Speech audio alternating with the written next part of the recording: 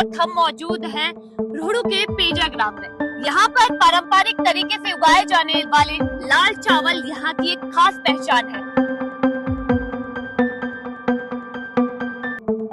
700 से 1000 रुपए प्रति किलो यहाँ के चावल बिकते हैं। राष्ट्रपति अवार्डेड ये चावल है। महामहिम राष्ट्रपति जी ने इस लाल चावल को धरोहर मानकर इसको पेटेंट किया था और इसका बेस प्राइस 1000 रुपए किया और 10 लाख रुपए की राशि जो हमारी यहाँ की महिलाएं हैं उनके समूह के माध्यम से इस गांव को पुरस्कार के रूप में दिया। इस चावल के नाम पर लोग बहुत ज्यादा ठगी कर रहे हैं। पेजा का चावल सिर्फ पेजा में ही उपलब्ध हो सकता है, ना किसी दुकान में मिलेगा, ना कहीं लवी में उपलब्ध हो सकता है, ना कहीं किसी की मशीन पे ये चावल उपलब्ध होगा। पेजा का चावल अगर किसी को लेना है वो पेजा में ही उपलब्ध होगा। उसका एक लोगो राष्ट्रपति द्वारा अवार्ड जो मिले ये चावल है उसका महामहिम राष्ट्रपति जी ने एक लोगो इस गांव को दिया है। पेजा का जो शुद्ध लाल चावल है अगर उसको पकाने के बाद आप कहीं भी पत्थर पर या लकड़ पर कहीं भी रख दो, जब उस चावल को वहां से हटा देंगे आप तो आपको ऐसा लगेगा कि जैसे या इस जगह पे घी रखा था। चिकनाहट लंबे समय तक वहां ये चावल छोड़ेगा। वही इस चावल की पहचान है कि वो पेजा का चावल है। एक तो हमारी देव आस्था है। देवता नाग साहब के सानिध्य में ये खेती होती है। नाग साहब अपनी पालकी में मंदिर में बैठेंगे तब जाके नहर निकलेगी और वो भी एक मुहूर्त के साथ नहर निकलेगी और मुहूर्त के साथ ही इसका काम प्रारंभ होगा और अंत तक नाग साहब पूरी पालकी में बैठेंगे। पास बीज का एक धन राणा बोलते हैं उसको हम, वो नाग साहब को चढ़ाया जाता है। उसमें दिया दिवनाल अपनी भाषा में बोलते हैं हम, नाग साहब को जाएगा तब ही और रुमणी सफल रुमणी माने जाएगी और महाराज के सानिध्य में हो सकता है महाराज का ही कुछ चमत्कार होगा कि ये चावल इस तरह का प्रसिद्ध भी है और महाराज की कृपा से ऐसा होगा।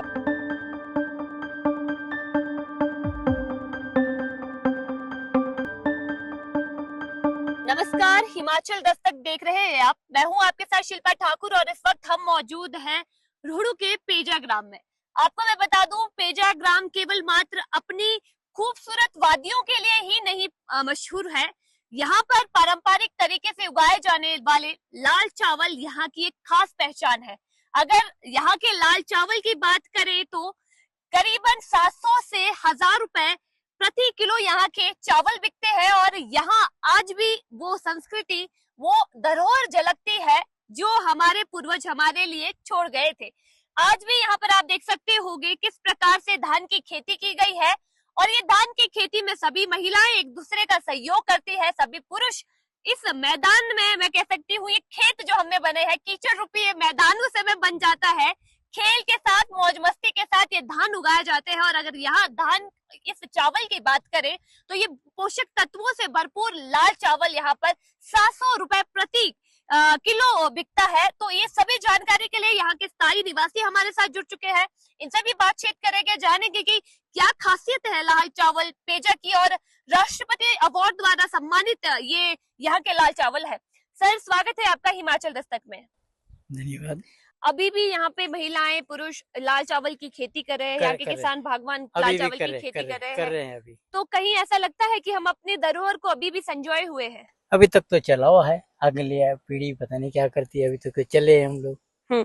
जब आपका समय था, आपके समय में हल चलाकर वो खेती की जाती थी। आज हम देख रहे हैं मशीनरियों का भी प्रयोग किया जा रहा है। तो कितना डिफरेंस उस समय में और आज के समय में लग रहा है? नहीं, बहुत इसमें रुपये में और लगता है ना कि भी ये जो है उस समय जो है कुछ और था, बैल से कुछ और चीजें, अब मशीनरियों का धंधा कुछ और है। सबने छोड़ दिया है, तो बैल तो सबने छोड़ दी। जी सर, स्वागत है। अपने परिचय के साथ बताएं कि यहाँ की जो खेती है किस प्रकार से प्रसिद्ध है।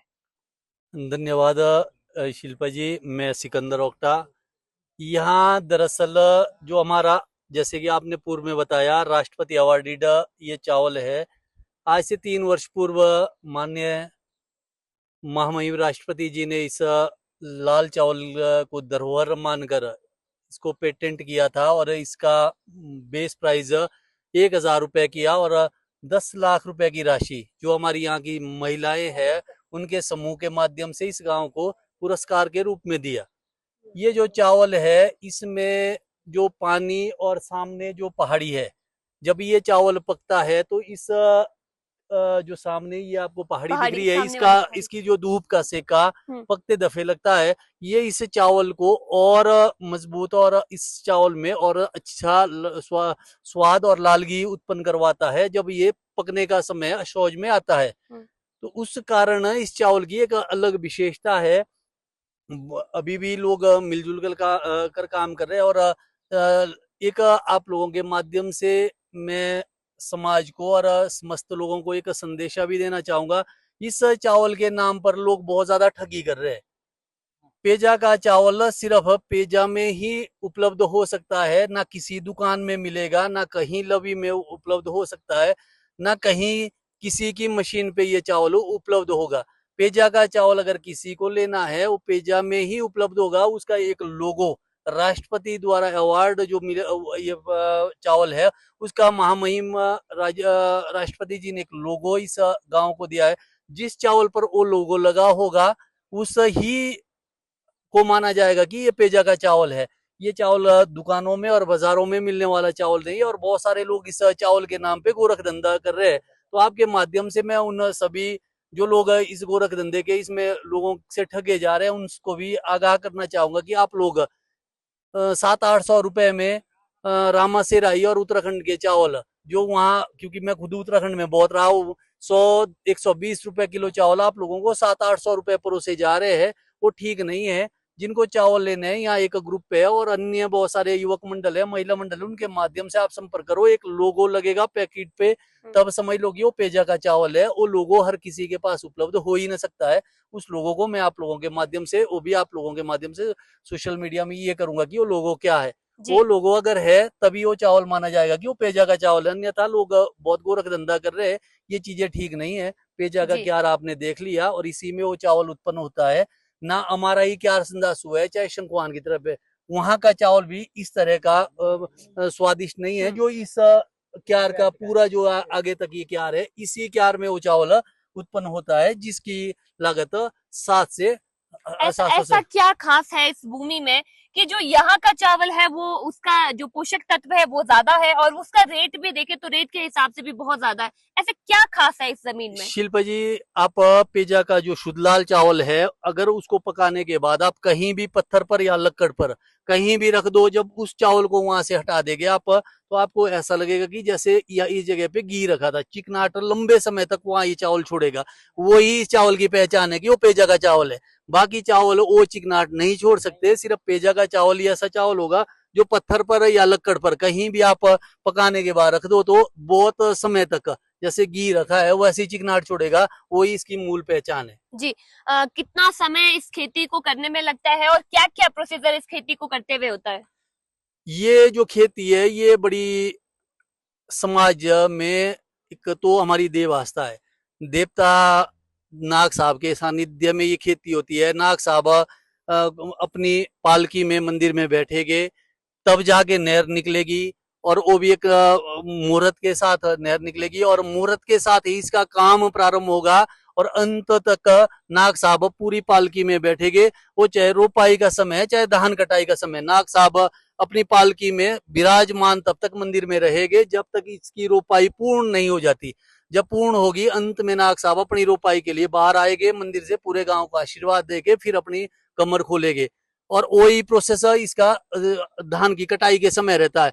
जब धान की कटाई प्रारंभ होगी तो नाग साहब अपनी पालकी के साथ बैठेंगे और ये जो खेत है इन खेतों का एक ये नाग साहब के पास बीज का एक धनराणा बोलते हैं उसको हम, वो नाग साहब को चढ़ाया जाता है। उसमें दिया दिवनाल अपनी भाषा में बोलते हैं हम, नाग साहब को जाएगा तभी ही और रुमणी सफल रुमणी माने जाएगी। और महाराज के सानिध्य में ही हो सकता है महाराज का ही कुछ चमत्कार होगा कि ये चावल इस तरह का प्रसिद्ध भी है और महाराज की कृपा से ऐसा होगा क्योंकि महाराज की के ही समय अनुसार महाराज के कुछ सरसों से जब पानी निकालेंगे तो सरसों वहां डाले जाएंगे तब जाके ही पानी छोड़ा जाएगा।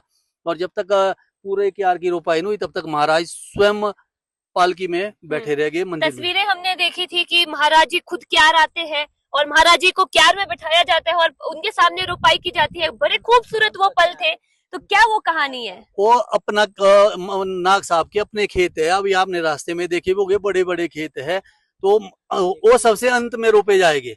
पूरा जब ये क्यार का समापन होगा फिर महाराज बाहर आएंगे अपने खेत की रोपाई करके, क्योंकि उसमें एक ऐसा मानना है कि लास्ट में बुजुर्गों की कहावत है कि मयार लगता है, कि मतलब जो लास्ट में रह गया उसको हमारे बुजुर्ग बोलते थे कि मयार लग गया।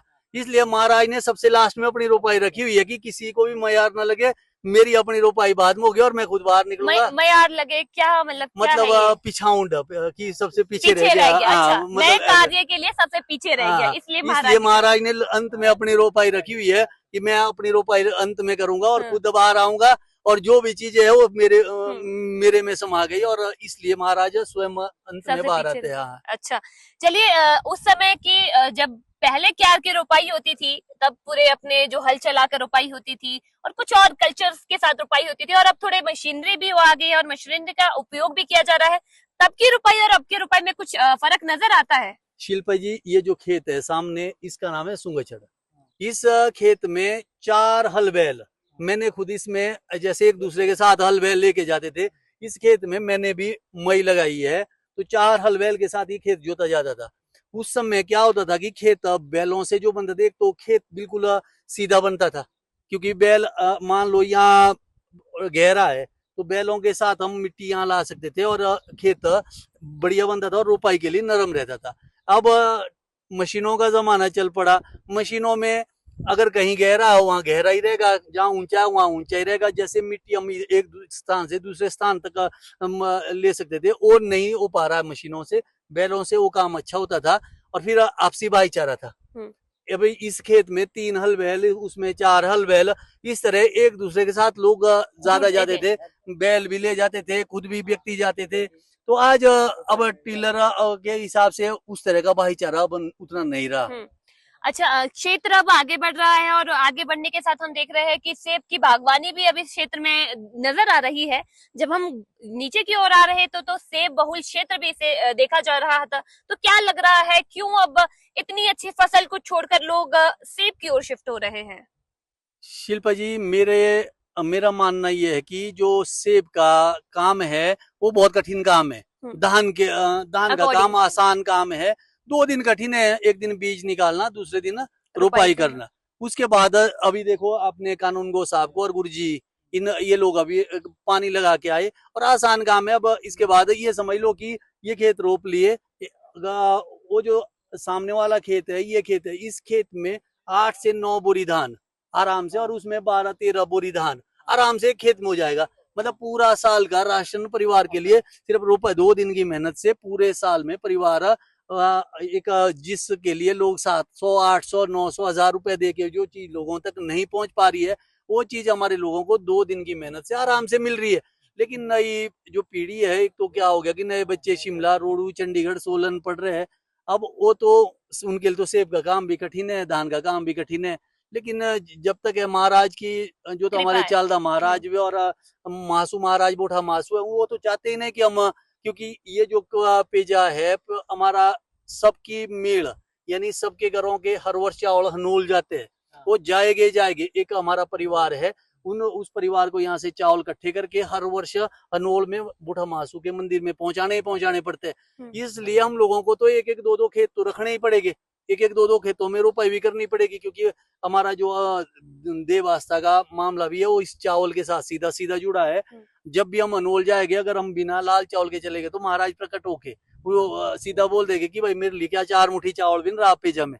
अच्छा, तो इसलिए चाहे अपने चालदा महाराज हमारे कुलिष्ट अपने हैं कश्तार के, चाहे अनोल में हमारे देवताओं का धाम है, वहां भी हमारे को यही चावल चढ़ाना पड़ता है। और हर वर्ष यहाँ से हमारे गांव से चावल इकट्ठे होके जाता है वहाँ, तो इसलिए कि 1-2 खेत तो हमारे को रखने ही पड़ेंगे रुपाई के लिए। चलिए जी, जाते जाते क्या संदेश? मेरा यही संदेश है कि पेजा के चावल के नाम पर लोगों की ठगी ना हो। लोग बेचारे, कईयों के घरों में देखो शुगर है, डॉक्टर शुगर के लिए लिखता है कि पेजा लाल चावल शुगर फ्री चावल है, और अन्य बीमारियों में भी डॉक्टर ये करते हैं कि लाल चावल पेशेंट खा सकता है। लेकिन उस ठगी में लाल चावल पेजा की जगह लोगों गोरख धंधे में बाहर का चावल जो लोगों को परोसा जा रहा है, उसमें थोड़ा आपके माध्यम से मैं लोगों को आगाह करना चाहूंगा। पेजा का चावल ना कहीं लवी मेले में उपलब्ध हो सकता, ना किसी की दुकान में उपलब्ध हो सकता। उसका एक लोगो है, वो आपके चैनल के माध्यम से मैं आपको दूंगा, उसको भी आप लोगों तक ये दिखा सकते हैं कि वो लोगो एक राष्ट्रपति भारत सरकार ने अवार्ड के साथ दिया है। वो लोगो अगर है तो तभी माना जाए कि पेजा का चावल है, अन्यथा 100-150 रुपए किलो चावल से लोग ठगे जा रहे हैं। वो ठगी बंद हो, क्योंकि हमारा समाज है बहुत सीधा समाज है, एकदम से भावनाओं में बह जाता है। चढ़गांव में, रोडू में और जगह जगह लोग इस पेजा के चावल के नाम पे ठगी कर रहे हैं। उस ठगी से मैं चाहता हूँ कि लोग भी ना ठगे जाए और हमारा पेजा भी बदनाम ना हो। चलिए जी, बहुत बहुत धन्यवाद आपका हमारे साथ जुड़ने के लिए। और आप सभी को मैं बता दूं, हम आपके साथ जुड़े थे ग्राम पेजा से। और अगर इस पेजा ग्राम की खासियत की बात करें तो यहाँ के लाल चावल है, और लाल चावल के नाम पर ठगी हो रही है। उस ठगी के लिए आपको हम एक पेटेंट लोगो बता रहे हैं। अगर आपको ये लोगो नजर आ रहा है, और सबसे बड़ी बात, ये लाल चावल आपको किसी दुकान में, किसी बाजार में नहीं मिलेंगे।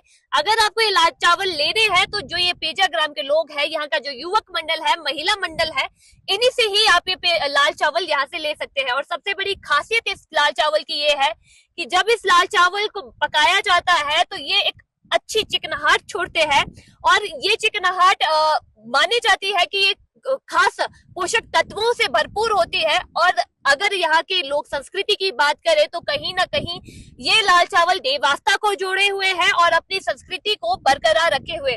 चले, मैं शिल्पा ठाकुर तो आपसे ले रही हूँ अलविदा। ऐसी ही स्टोरी के लिए देखते रहिएगा हिमाचल दस्तक।